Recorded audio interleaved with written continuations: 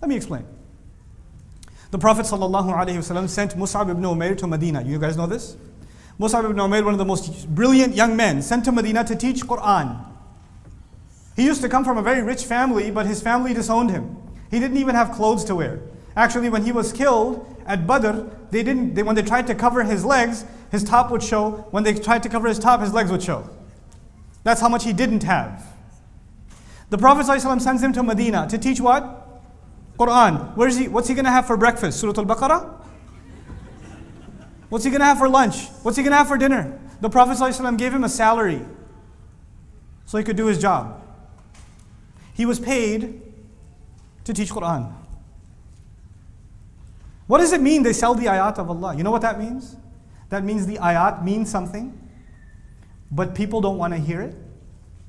So you change the meaning and you tell people what they want to hear so that they don't get angry at you.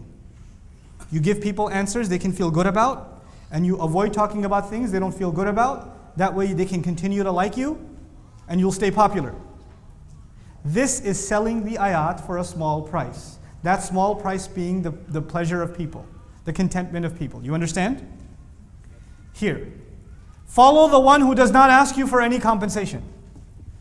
Follow someone who doesn't ask you for any compensation. Let's understand this.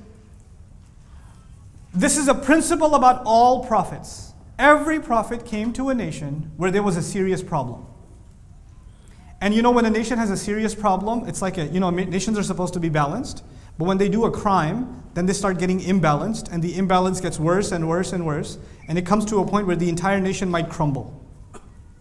And the job of the messengers is to pull them away from that imbalance and bring them back to straightness again. You understand? But when an imbalance becomes popular, everybody's doing it. Everybody's doing the evil. Everybody's doing the wrong thing, and it's not being celebrated. It's become the fashion to do. Is it easy to talk about? No. Like, for example, nowadays it's very difficult to talk about homosexuality, for instance. Yes?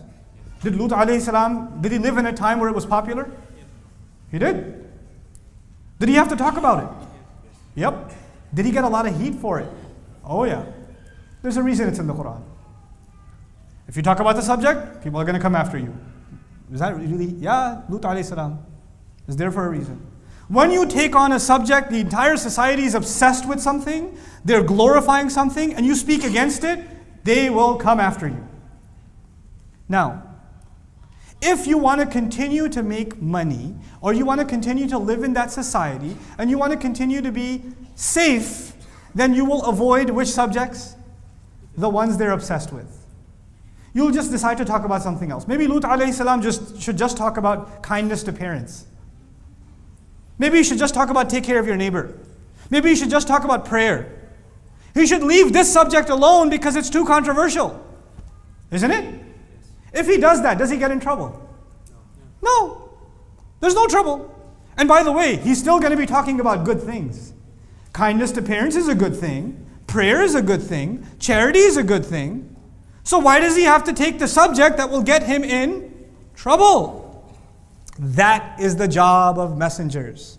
They came to take on the subjects that nobody else would dare take, and they would give the verdict from Allah, wal Qur'anil Hakim. They would give the verdict from Allah and give it over and over and over and over again, offending that society and offending it again and offending it again. But they did not care because that's the evil that has to be spoken out against. And clearly when someone does that, they are not interested in making any compensation, because that's the easiest way to lose your compensation. مَنْ لَا يَسْأَلُكُمْ أَجْرًا. Follow the ones who don't have an agenda, clearly. Because this is not the way to get popular. This is the way to get destroyed. وَهُمْ مُهْتَدُونَ. And they themselves in their personal lives are guided. Now understand this. Committed to guidance actually.